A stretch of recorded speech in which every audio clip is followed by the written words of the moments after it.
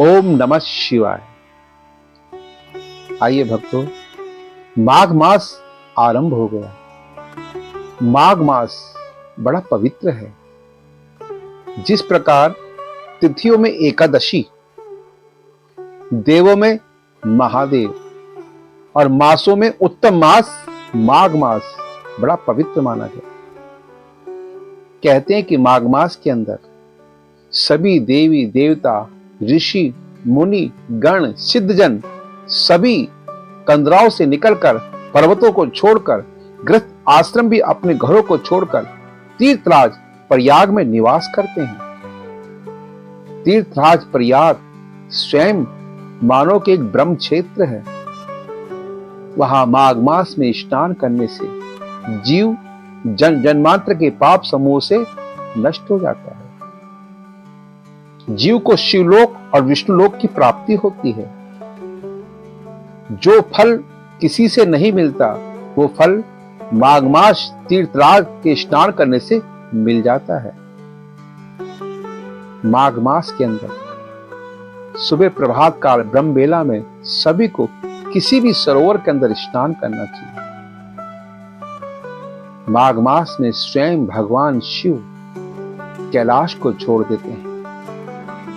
भगवान विष्णु लोक को छोड़ देते हैं। ब्रह्मा जी ब्रह्मलोक को छोड़ देते हैं और तीनों देवता माघ मास के अंदर तीर्थराज पर आकर निवास करते हैं। गंगा के तट पर भगवान शिव रहते हैं। यमुना के तट पर भगवान विष्णु रहते हैं और सरस्वती के तट पर स्वयं ब्रह्मा जी रहते हैं। इसलिए इसको त्रिवेणी कहा गया है। जब तीनों देवता यहां पर रहते हैं, सभी देवता इंद्र आदि कुबेर अपने लोकों को छोड़कर सभी के सभी माघ मास में तीर्थराज पर आकर निवास करते हैं। इसलिए इसको 1 महीने का कल्पवास कहा गया है। जो लोग माघ मास में गृहस्थ आश्रम को छोड़कर कल्पवास करते हैं, ऋषि मुनि सभी को छोड़कर प्रयागराज में 1 महीने का कल्पवास करते हैं, प्रभात काल ब्रह्मबेला के अंदर स्नान करते हैं, प्रभात काल संध्या करते हैं, मध्य काल की संध्या करते हैं, सायकाल की संध्या करते हैं। 3 प्रकार की संध्या करने के बाद रात्रि को जागरण करते हैं।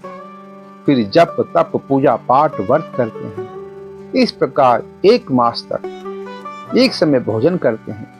कुछ लोग निराहार रहते हैं। सभी के सभी माघ मास के अंदर धरती का, पृथ्वी माता का संयन करते हैं। ऐसे करने से माघ मास के अंदर जीव जन्मांतर के पाप समूह से नष्ट हो जाता है और जीव प्राणी 84 लाख योनियों से छूट जाता है। इसलिए सबसे उत्तम मास माघ मास है। इसलिए भक्तों, आज से हम माघ मास की कथा आरंभ कर रहे हैं। आपको प्रतिदिन माघ मास का महत्व बतलाएंगे। प्रतिदिन माघ मास के स्नान की कथा सुनाएंगे। जो फल प्रयाग में जाकर मिलता है, मात्र वही कथा अगर हम माघ मास की घर बैठे सुन लें तो उतना ही फल हमको यही मिल जाएगा। इसलिए प्रतिदिन हम आपको माघ मास का महत्वपूर्ण कथा सुनाएंगे।